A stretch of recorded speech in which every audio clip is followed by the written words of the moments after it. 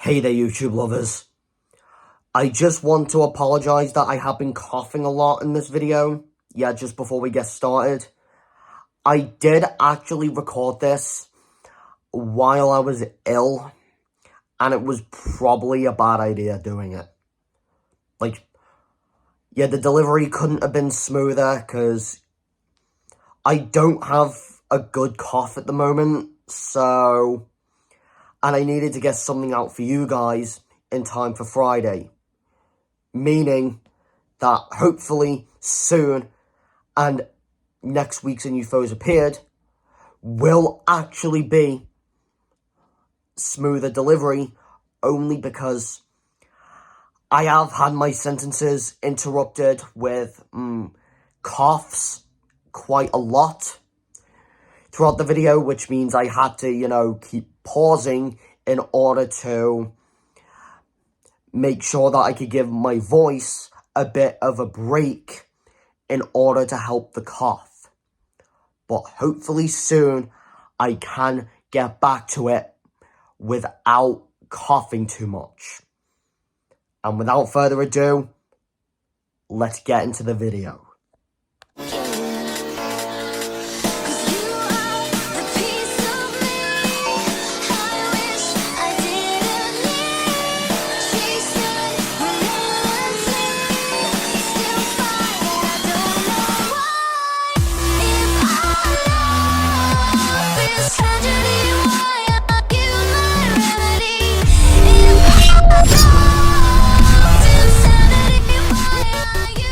Hey there, YouTube lovers. My name is BB8, and today we are going to talk about a potential spin-off game for Silver the Hedgehog. Well, technically, a spin-off game for both Silver and Blaze, because Silver and Blaze are actually partners in the games.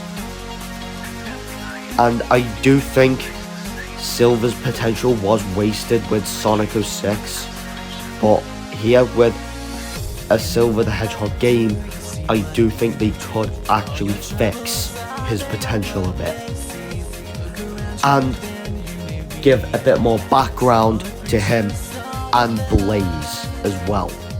And without further ado, let's get into it, shall we? So for the art style for Silver the Hedgehog and Blaze, since that's the title for the game, similar to how we've had Sonic the Hedgehog and Knuckles, I thought I would go a similar strategy like that, would end up being different compared to the modern Sonic games. Silver the Hedgehog and Blaze would end up having cel-shaded graphics and Spider-Man into the Spider-Verse-like animations with the characters and explosions to make the game a bit more action-packed. This does sound a bit different, but with recent examples in media being Spider-Man into the Spider-Verse, the Mitchells versus the Machines, and the Bad Guys being one of my favourite animated films of this year alongside Lightyear, I do think they could actually pull this off in an art style like this. And I do think a Spider-Verse style art style could actually work for Silver. And with cel shading becoming like a big thing in gaming now with the Borderlands and The Legend of Zelda Breath of the Wild, I do think a Silver the Hedgehog spin-off could actually go unique from modern Sonic games. And the designs for Silver and Blaze wouldn't take their original designs from Sonic 06, but their new designs will be a blend of, classic Sonic, since Silver the Hedgehog doesn't appear in the old games. I thought they had to take inspiration from classic Sonic, with modern Silver and his design from Sonic Prime, just to make his design fit with the Spider-Man into the Spider-Verse art style just to make sure that the game actually feels vibrant. And personally, I'm not really a fan of the modern designs of the Sonic characters, to be honest. I'm more into the classic designs. Like, I love his design in Sonic Prime. Like, I like Sonic's design in Prime. It's just, I just think some of the modern designs for the Sonic characters didn't really appeal to me. That's why I think going an all-new original design for this game might make the game stand out a bit more.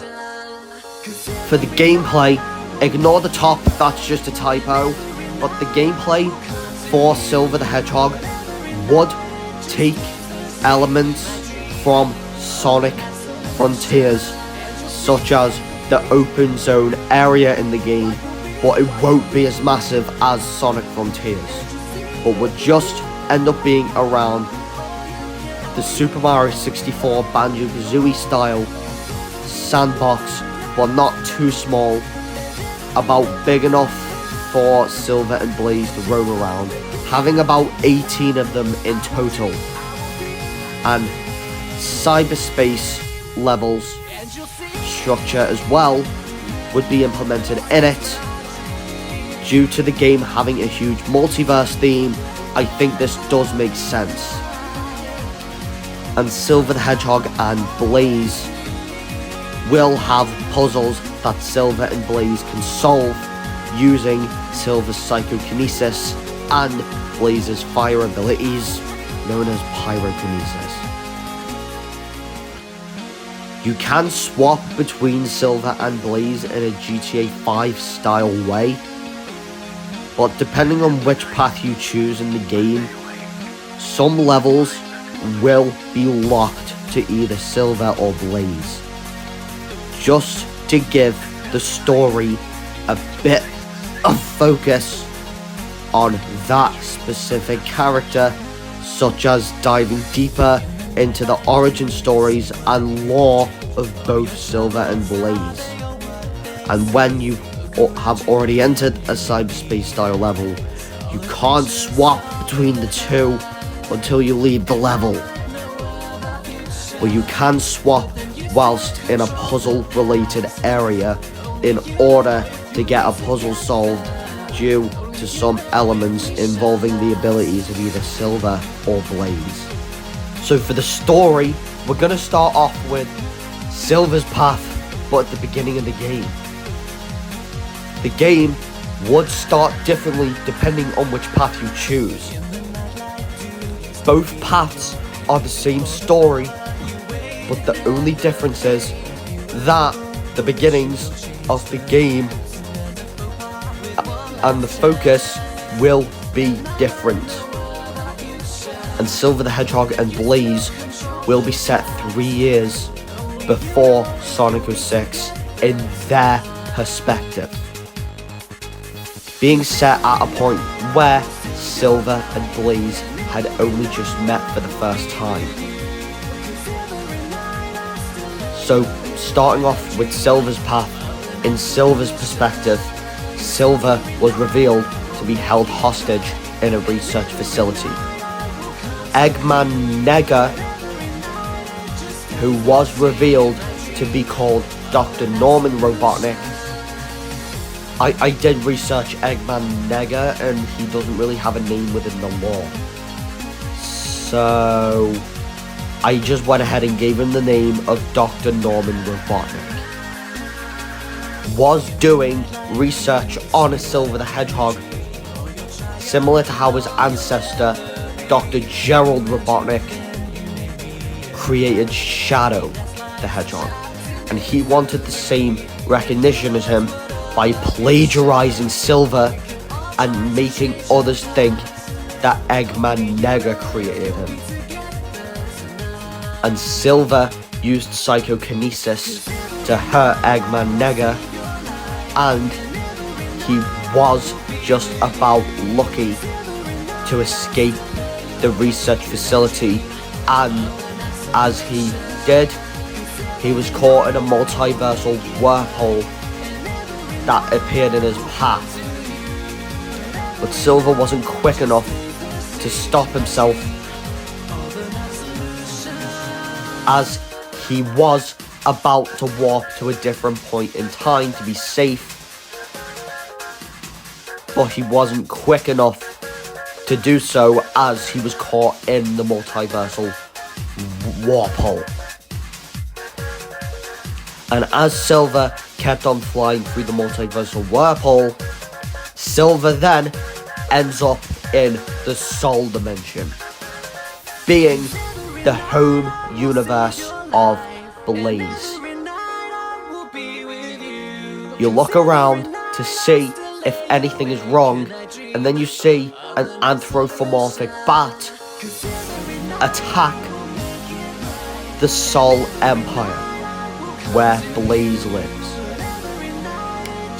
Silver makes his way over there to see the bat attacking a purple cat and protecting the 7 crystals in order to stop her from getting her hands on them. Silver then uses psychokinesis to attack the bat that was hurting Blaze, and Silver attacks the bat, and the bat hit Blaze, and Blaze trips with the soul crystals in hand. And as the bat accidentally summons a portal, as the soul crystals fall into the portal, which the soul crystals scatter to separate universes, the bat reveals herself as Multiverse The Bat. And as she says, "You Soul Empire cats were lucky this time. I will get my hands on the soul crystals." And then Silver meets Blaze for the first time. We just want to pause the story part there, because I do want to introduce you to the villain called Multiverse The Bat.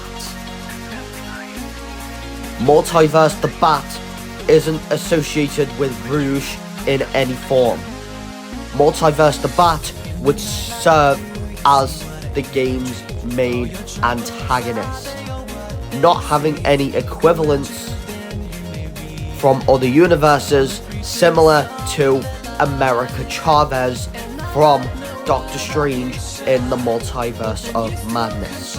But unlike America Chavez, Multiverse The Bat is a villain, and her goal throughout the game is to get her hands on the 7 soul crystals in order to forge them into the multiversal chaos rings, not to be mistaken with the chaos rings from Knuckles Chaotix. The multiversal chaos rings would end up giving Multiverse The Bat a supersonic-like power which could open rifts to other universes and cause a multiversal chaos. And now we're getting back into things with Blaze's path. So, if you start the game in Blaze's perspective, the game starts with Blaze doing her royal trials in order to make herself stronger as the guardian of the Soul Emeralds. Blaze wears a different outfit during the trials compared to what you are used to. In this cutscene, Blaze wears an outfit similar to the outfit she wears in Mario and Sonic at the Olympic Winter Games, but more ninja-like, with a purple face mask over her mouth and nose to give Blaze the more ninja look. You can actually play through the trial, and then Inferno the cat, which this character has never been seen before, but Inferno the cat is Blaze's father and the former king of the Soul Empire. By former, you will get what I mean in a sec. Comes to see that Blaze had passed the trial. Inferno the cat comes to tell Blaze that a huge dinner is being set up in the castle. Inferno escorts Blaze to the dining room, where you meet Firestorm the cat, being Blaze's mother, and the former queen of the Sol Empire, who is setting up the dinner for the three to enjoy. The three are enjoying their dinner, and then Blaze hears an explosion-like noise. The explosion was coming from the kingdom. Inferno the cat says to Blaze, "Get the Sol Emeralds. We are not letting anyone get their hands on them." So Blaze runs down to the chamber where the Sol Emeralds are held and takes all 7, but the only problem is that they are too big to hide. And Blaze hears a sinister laugh from upstairs, and she runs back up to see a black and red bat attacking her parents.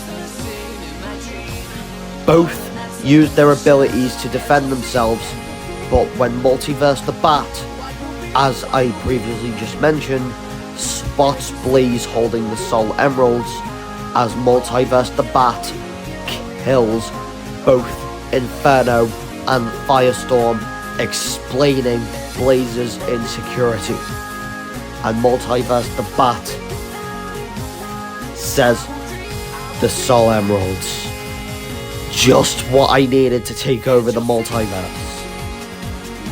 And then a mysterious figure comes in to use psychokinesis on Multiverse.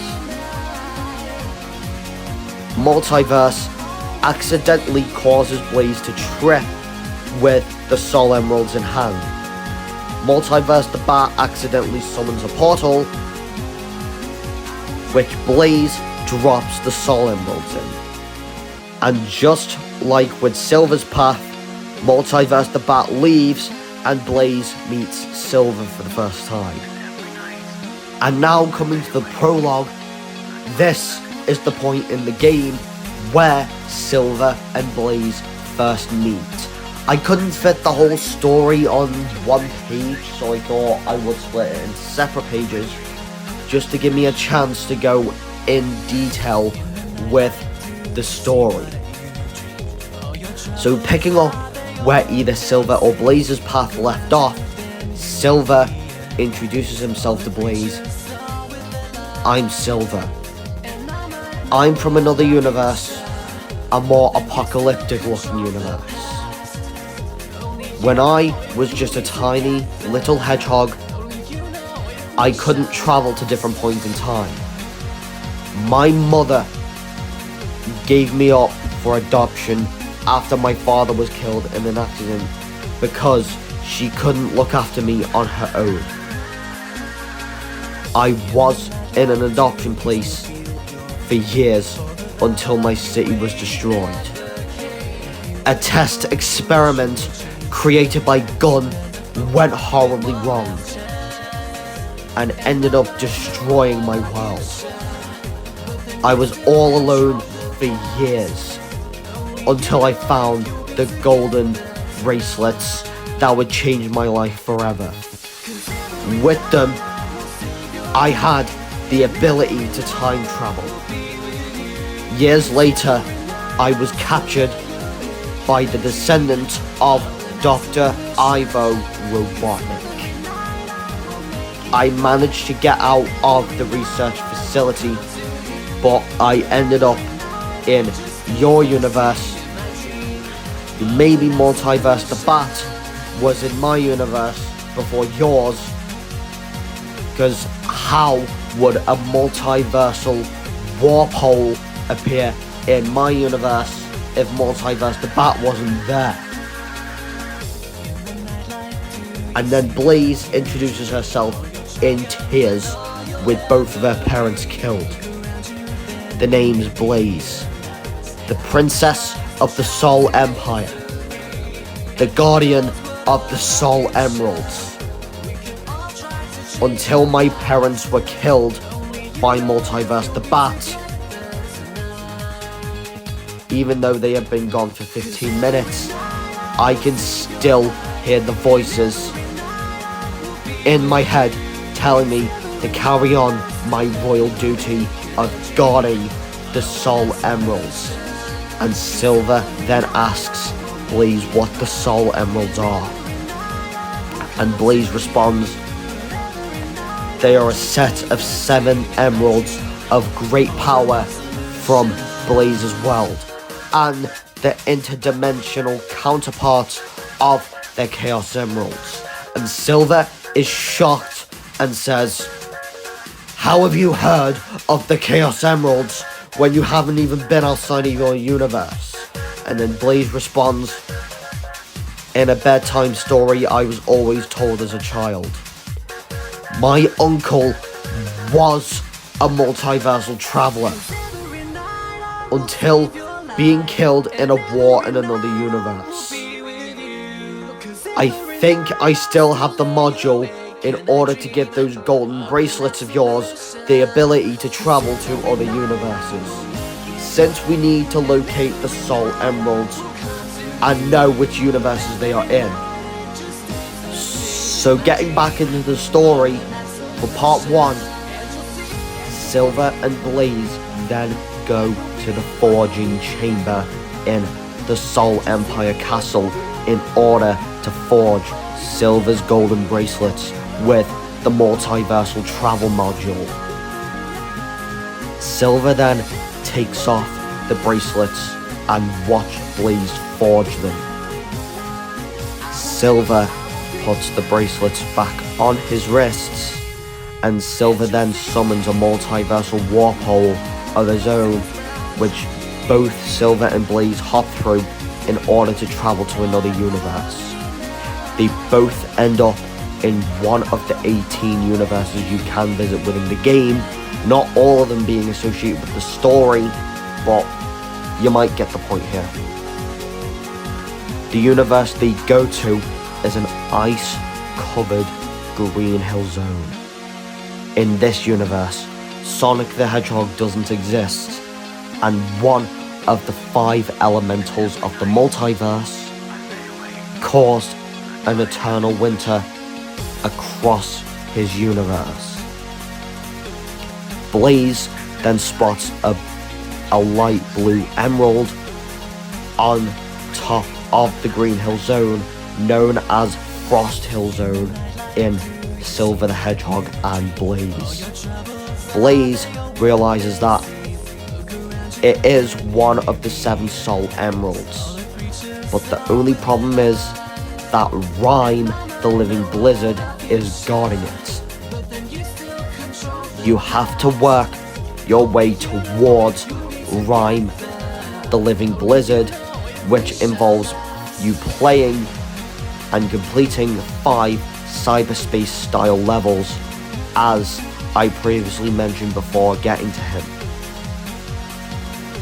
Frost Hill Zone has 10 cyberspace style levels, but you only have to complete any 5 in no set order in order to reach Rhyme the Living Blizzard. You fight Rhyme the Living Blizzard and get the Soul Emerald off him. Silver and Blaze obtain the first of the 7 Soul Emeralds. The ground then crumbles to reveal an underground cave as Silver and Blaze fall into the cave just to find a Saturn-shaped stone. Silver grabs it and it reveals the waypoint to the next Soul Emerald, revealed to be in a universe called Chemical Wind Zone. Silver and Blaze make their way to Chemical Wind Zone, known as Chemical Wind Zone in the game, and it is structured with a weird twist, this time being a compilation of sky islands like Angel Island, where Knuckles comes from. Blaze says there is so many islands in the sky, how are we going to find where the emerald is? And then Silver takes out the stone he had found in Frost Hill Zone to the Soul Emerald, and Silver and Blaze have to have beaten 15 levels in total from not just Chemical Wind Zone, but from Frost Hill Zone as well, in order to reach Aether the Living Hurricane.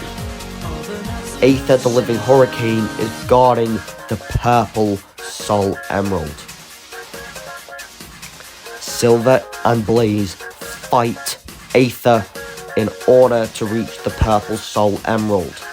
The stone that Silver obtained in Frost Hill Zone starts to shake as another waypoint is revealed.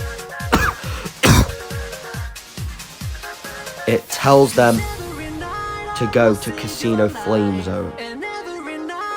They make their way there, but weren't transported to Casino Flame Zone at all. They were transported to a pocket dimension created by Multiverse The Bat in order to distract them. And then Multiverse The Bat says, well, I see that you already have 2 of the Soul Emeralds already. I only have 1 of the Soul Emeralds, and that is the grey one, and I'm starting to feel the power already. You then fight Multiverse The Bat in order to get the grey Soul Emerald, and then you defeat Multiverse The Bat as she transforms into a stage 2 design similar to Me Files the Dark in Silver's episode of Sonic 06, and her voice starts to change alongside this transformation, and Multiverse The Bat then disappears, and then with the 3rd Soul Emerald in hand, Silver and Blaze get out of the pocket dimension and then go to Casino Flame Zone to get the 4th Soul Emerald. So, continuing on from where we just were, Silver and Blaze then arrive at Casino Flame Zone, which is equivalent to Casino Night Zone. Carefully taking elements from Casino Night Zone from Sonic the Hedgehog 2, Ocean Zone from Sonic the Hedgehog 2, and Lava Reef Zone from Sonic and Knuckles to create this unusual casino-like atmosphere. Silver and Blaze come across a building that looks exactly like Biff Tannen's Pleasure Paradise from Back to the Future Part 2. Silver says, "A building? How is this gonna work?" And Blaze says, "Maybe the Soul Emerald and whoever the elemental is in this universe is at the top floor guarding it." And Silver and Blaze have completed 35 levels in combined total from all the dimensions in order to reach the Wildfire the Living Volcano. You get to the top just to spot Wildfire the Living Volcano in a hot tub with the red Soul Emerald. You then fight Wildfire in order to get your hands on the red Soul Emerald. Once defeated, you get your hands on the red Soul Emerald. The stone you have obtained in Frost Hill Zone starts shaking again, revealing the next waypoint. The waypoint is indicating Silver and Blaze to go to Sea Sanctuary Zone, which is equivalent to Sky Sanctuary Zone. Silver and Blaze then go to Sea Sanctuary Zone, which does resemble Sky Sanctuary Zone quite well, even taking some Atlantis style elements and some elements from Otogunga, the underwater city from Star Wars Episode 1, The Phantom Menace, but doesn't touch the ocean floor at all. But be careful when navigating Sea Sanctuary Zone, because since Sonic can't really swim in the games, neither can Silver. And you have to consume bubbles every once in a while to keep yourself alive. Silver and Blaze have to make their way to Drench the Living Flood, and you have to have beaten a combined total of 45 levels in order to reach Drench the Living Flood, who has the dark blue Soul Emerald.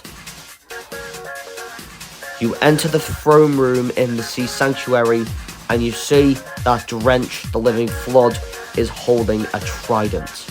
The trident that will help Drench manipulate his movements. I can't wait. I am curious to see what that would actually look like in a Spider-Verse style art style. Because looking at water move in like animation and stuff, we have seen water be manipulated similar to the ocean in Moana and Wet Fire from Space Jam: A New Legacy. I am curious to see how it would get pulled off in a Silver game. And the trident that Drench is holding can actually manipulate his movements. You defeat Drench and obtain the dark blue Soul Emerald. The waypoint stone once again shakes, showing us the waypoint to the 6th Soul Emerald. Sorry for that typo there, I just typed in chaos for no reason. Being in Carnival Mountain Zone, being equivalent to Carnival Night Zone. Silver then summons a Warpole to take him and Blaze there. But yet again, you have another encounter with Multiverse The Bat in a pocket dimension that she created. But similar to the last time you've encountered Multiverse The Bat, she is in the same transformation state as you last saw her in. And she has the yellow Soul Emerald in hand and says, 5? Are you kidding me? 5 Soul Emeralds?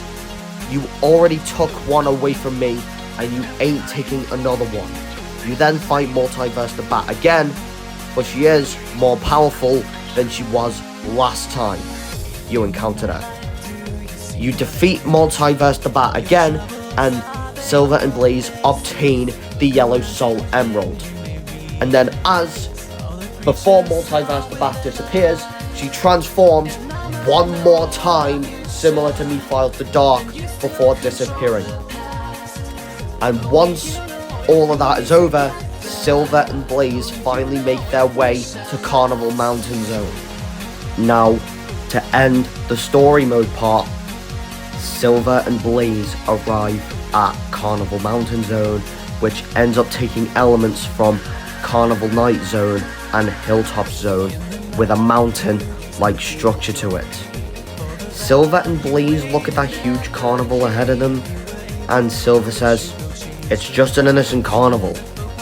How can someone so evil call home in a place like this?" Then Blaze then responds, "I don't know about this, Silver. This funhouse area is starting to scare me a bit." And Silver and Blaze try to go inside the funhouse, and then a clown pops up and says, "Hey there, you have to at least beat 65 levels throughout the entire game, not just that world, to even go inside." And then Blaze then jumps in fear in a cartoony way. And you have to beat at least 65 in the entire game, like I just said, to go inside. You go inside the funhouse, and it turns out the mirror maze was a trap. The mirror maze had a floor full of trapdoors in order to trick Silver and Blaze to going inside. You go inside the funhouse, and then once Silver and Blaze fall down the trapdoors, you then meet Boulder, the living earthquake, who has the last of the soul emeralds, being the green soul emerald. You then fight Boulder in order to get your hands on the soul emerald, and with Boulder defeated, Silver and Blaze have all of the soul emeralds. And as Silver summons the warp hole to get back to Blaze's dimension, Multiverse The Bat then appears out of nowhere, with this cutscene being altered depending on whose path you have picked. Multiverse The Bat will use her psychokinesis style ability to grab either Silver or Blaze, depending on which path you have chose, by the head. But we're just using Silver's path as an example, which in this case, Blaze gets grabbed. Blaze then screams as Silver looks back. In Silver's path, Blaze is holding the soul emeralds, or if you pick Blaze's path, it's Silver. You should think the opposite, depending on which path you choose. So, even though I couldn't write it down, you should get a brief idea on what is going on here. And Blaze responds, oh, no, never mind, that was just a mistake. Multiverse The Bat takes Blaze back to the Soul Empire in hand. Multiverse The Bat says, Tell me where the Soul Emeralds are. And then Blaze responds, like I would ever tell you. And then Multiverse The Bat uses her psychokinesis ability to shake Blaze upside down, and she ends up dropping the emeralds. And then Multiverse says, so I thought. You pathetic, being lied about not having the soul emeralds in hand. Now I can forge them into the multiversal chaos rings. Blaze says, you're not gonna get away with this. And then Multiverse says, I already have. And then Multiverse The Bat then throws Blaze onto the ground with her psychokinesis ability and traps her in a force field like bubble, and she makes her way down to the forging chamber where Blaze forged Silver's golden bracelets earlier in the game. And it then cuts back to Silver, who finally learns how to fly thanks to one of the Chaos Emeralds leaking into the universe that Silver was in at the time. So at that point in the game, Silver actually learns to fly.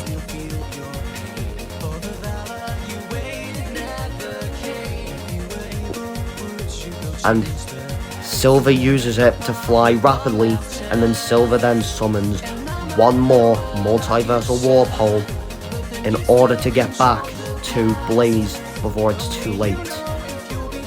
Multiverse has forged all 7 Chaos Emeralds in order to bring all the universes into one. Multiverse The Bat says, the Soul Kingdom is all mine now, Blaze the Cat. And that line will be altered to, the Soul Kingdom is all mine now, Silver the Hedgehog, if you're in Blaze's path. Which, it would end up being the opposite. Silver arises in Blaze's dimension, just to see a stormy sky with rings in the sky, bringing in the 5 elementals of the multiverse to Blaze's universe. And Silver has to infiltrate the castle that Multiverse the Bat has taken over in order to free Blaze. And once in the throne room where Blaze is trapped in a force field bubble, Multiverse the Bat then comes to say, "I thought you would never come back for her." And then Silver responds, "Blaze is my best friend, and I will never leave her side." And then Blaze then hugs Blaze when she gets out of the force field, of course, and she says in tears, "Thank you for being here for me. Ever since I lost my parents, I had felt sad inside, but thanks to you, I now have someone to be with." And Multiverse the Bat gushes out in anger and says, I have had enough of this." And then Blaze hops on Silver's back, which in both paths Silver will fly, and since Blaze can't fly, it wouldn't really make sense. Which Blaze hops on Silver's back in order to escape the castle.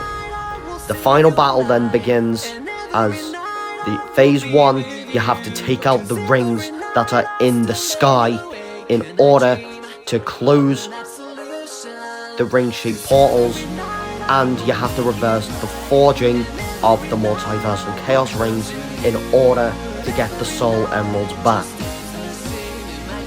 Phase 2 is where you have to fight Multiverse the Bat in the castle, in the throne room, and then phase 3 is where you have to fight Multiverse the Bat, who has become a giant and has blended herself with the 5 elementals of the multiverse. With the last punch that Silver makes, he punches Multiverse the Bat really hard, similar to how Supersonic punched Robotnik really hard in Sonic the Hedgehog 2, in order to get the Master Emerald off him. And as his golden bracelets break and Silver plummets to the ground, Silver has passed out from the breakage of his golden bracelets. Blaze then cries like she did when her parents were killed. And then Silver coughs, and then Silver says, "Blaze, did we win?" And then Blaze then hugs Silver in disbelief, and it then cuts to a while later when the Soul Empire had been rebuilt from the destruction of Multiverse the Bat, and Blaze reveals that she had made him a new pair of golden bracelets. So the golden bracelets Silver wears in this game are not the same ones that you see him wear for the rest of the franchise. And then she says, "I know these aren't multiversal golden bracelets, but I did put a module in there to help you get back to your universe." And Silver creates one last warp hole in order to get back to his universe, and Blaze says to Silver, "Do you mind if I come with?"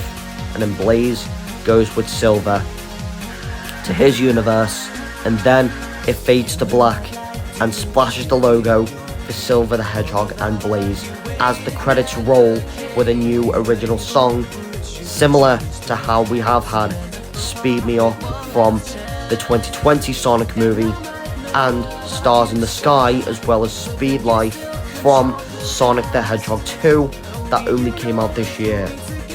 For the Amiibo, don't ask why I put Amiibo in here, but the Amiibo for Silver the Hedgehog and Blaze would end up being light reactive Amiibo, similar to the Amiibo I have shown off in A New Foes Appeared Silver the Hedgehog, and they would only be compatible with the Nintendo Switch version of the game, which you could buy them in a double pack or individually. and the compatible games being Silver the Hedgehog and Blaze. Tap in either Silver or Blaze to unlock an extra origin level for one or the other. And this would be compatible with other games as well, such as Smash Bros. For the DLC, the Season Pass for Silver the Hedgehog and Blaze would contain 3 waves, each adding new content into the game.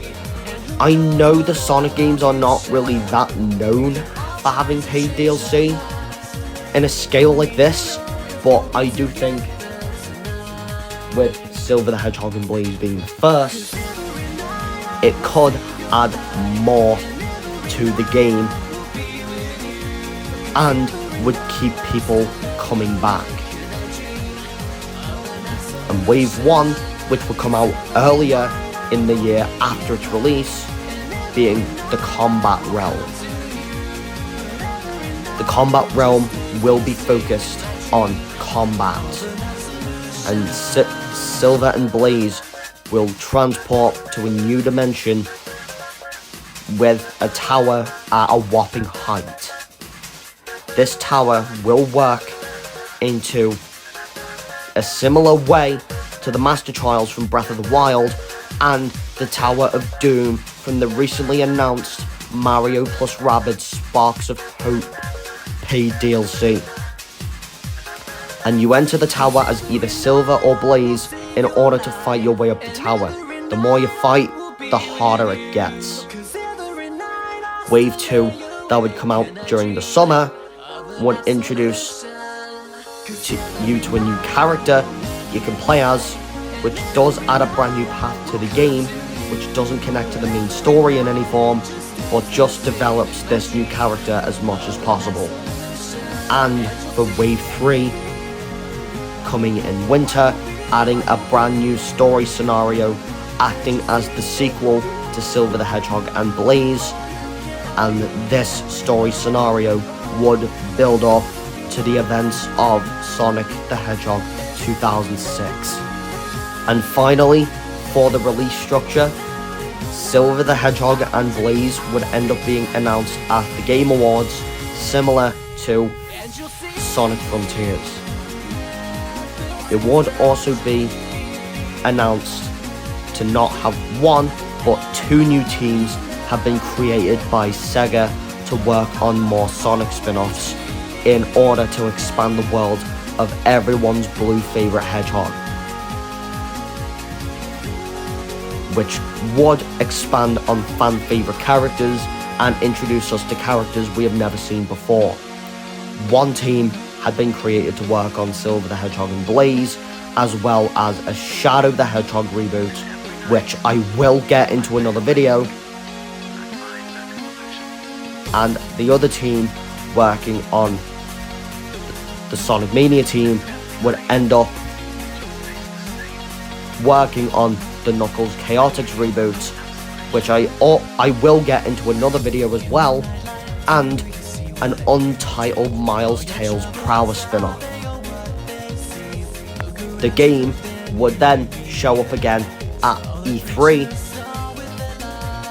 to not only show off gameplay, but give us a glimpse of the story, and a playable demo will be provided to E3 attendees to play. And the game would show up one more time before its launch during the holiday season in both the Sonic Central to show off more footage and the September Nintendo Direct as a reminder that the game is coming. And the game would release during November, December-ish on Xbox Series X and S, PS5, Switch and PC. And the game would be received well from critics, praising the art style that the game went with. So guys, what did you think of my idea for a Silver the Hedgehog spin-off? Don't forget to subscribe to my channel, like this video, and turn your notification bell on so you don't miss another video like this one. I did mention just then that I did have a Knuckles Chaotix reboot a Shadow the Hedgehog reboot, and a Miles Tales Prowler spin-off on the table for future concept videos, which I probably will get to at some point. And who knows what concept video I could do next. Maybe Super Mario Galaxy 3, which I am hoping to do a concept video of it, because, you know, Sparks of Hope had only recently launched, so I thought I could do a Super Mario Galaxy 3 concept video. And then I will see you all in a future concept video. BB8 out.